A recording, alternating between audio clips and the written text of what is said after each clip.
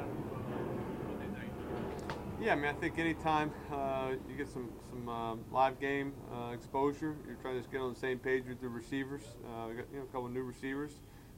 Make sure we're just everybody's sound in our communication. We're all on the same page, doing the right things, and also for the first time in what 8 months. I mean, it's live. These guys now I know they can hit me. They can tackle me. They can go at me. So I think just getting used to that. Feeling things in the pocket, not looking at the rush, but feeling the rush, and buying a little extra time, removing in the pocket, and finding completion. This is the first time you kind of get to play with some of your new toys too. Yeah, and I think that's big. Just I think you're always going to learn something from every practice, but especially from every game. Just they're going to play different coverages than you expect, or they get a different look, and you're going to have to adjust and learn from it. So we're all for some of the new guys, we're learning together. We got to be on the same page, and it's a great opportunity for us to go out there and be tested. Has this been more of a challenge for you to be a teacher? I know Brandon's talking a little bit about you working with him and really refining his routes and things like that. Have you had to do that more this year because of some new faces? No, I think you always have you're always gonna have new players, and you're always gonna want to grow. I've always thought, and we've talked about it, that as a quarterback, you got to be a great receiver coach. That's just kind of part of the job. You got to be able to coach up receivers and talk to them about giving sticks or getting their depth, and you got to be able to tell them exactly how you want them to do it, and then be on the same page with them. One thing we talked about a lot in the spring, I don't think anyone ever asked you, why have you taken to wearing the glove on your left hand? Just I've done it in certain games when it's cold, just to get a little extra grip. So I guess I just took it to the sense now where if you can get a little extra grip, if it helps you, hold on to the ball or save one fumble, then it's worth it. Do you find a difference? We'll see. Again, haven't been hit yet or tackled, so gonna test it out and see if it helps. Eli, you guys are in a bit of an unusual stretch where you're playing 3 games over the span of 11 days. Do you have to make any adjustments to your practice repertoire to adjust for that?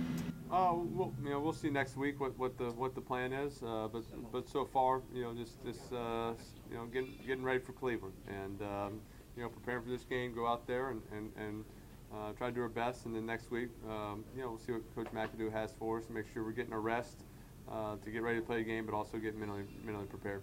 Obviously, as a team, you have goals.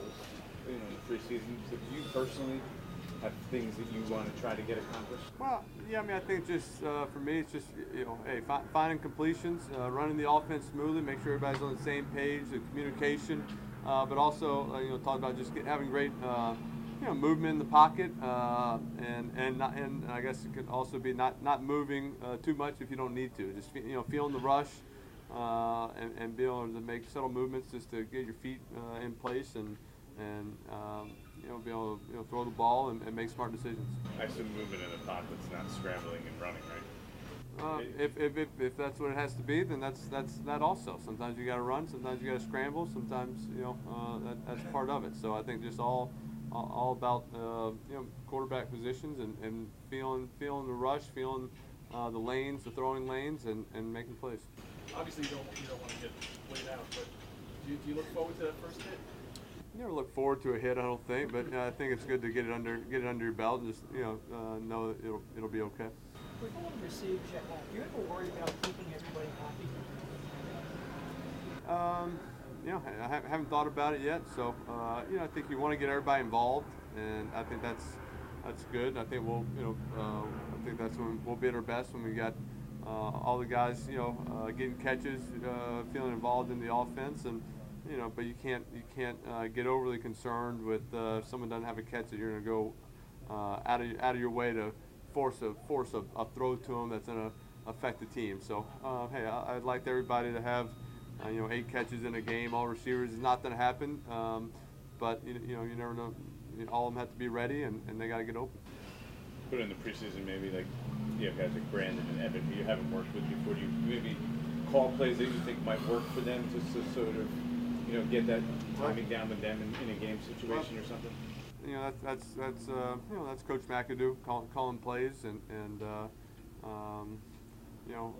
you know, he'll want everybody to, you know, he's calling good plays that he think that'll work. The way we kind of don't always huddle, you don't know where your receivers might be exactly, and you don't know what coverage. So everything can be different. You know, we're calling plays that'll be successful and have a chance to get completions. Do you do less checking at in the preseason games, less things like that? You know, we're just running our offense. So whatever comes up, see something, get to it. If you got a good play, leave it on, and let it roll. He gave you a day off in camp and let you call some plays. Would you ever like to call plays in a game? I think it'd be tough, you know. And again, I didn't get the. I was just calling plays off the script, so I was just reading what the next play was. So it wasn't like I was calling plays per se. But you know, yeah, I mean, a part of it kind of intrigues you to see if you can do it. But I know it would be tough. I think I'd keep repeating a lot of calls, just some of the staples that I like, and but just to kind of mark it off and get to the next one and go through it. Now it's third down. What are you gonna call? And you know, first down. Just, you know, getting into a rhythm. You know, I appreciate you know, the effort and the work that goes into calling a game. Your father probably called plays, right? I think he called some. Yeah, I think they probably called some. They probably didn't have as many plays as we have now, though. Would you ever ask McAdoo to do that, like the fourth quarter of a fourth preseason game, just to? I haven't asked him. Haven't asked him. You know, and you know, I don't. You know, we got guys competing for jobs at the quarterback position. So you know, we want to be fair to all of them and have the guy calling the plays. He's got some experience in it doing it. Eli, a year ago, you talked about how uncomfortable it was to your routine starting the preseason. You weren't sure how that first game was going to go when you knew you weren't playing. I think you came out here and threw, and then you went on the field and warmed up, and it was kind of, I don't want to say awkward, but it was something that you didn't prefer. A year later, were you a lot more comfortable Friday, knowing how things were going to work and the fact that you weren't going to play? Yeah, I mean, I guess so. It's still awkward. You know, you're kind of not included in some of the stuff. You know, everybody's got a game plan sheet. They don't even give me one, so I'm kind of, you know. So it's kind of like it's still a little awkward. I like to be out there with my teammates. Like to be out, knowing I'm, you know, get to play a little and compete, but understand what he's doing as well, and appreciate him taking care of me. What do you see from Geno and Josh? You know, both guys, I think have made plays. You know, throwing the ball well. You know, have done some good things in practices, in the games, and you know, obviously Josh had a little head start being here last year. Geno, I think has done a good job of learning quickly and learning on the run and taking notes and being into it. So I think both the guys have done a good job.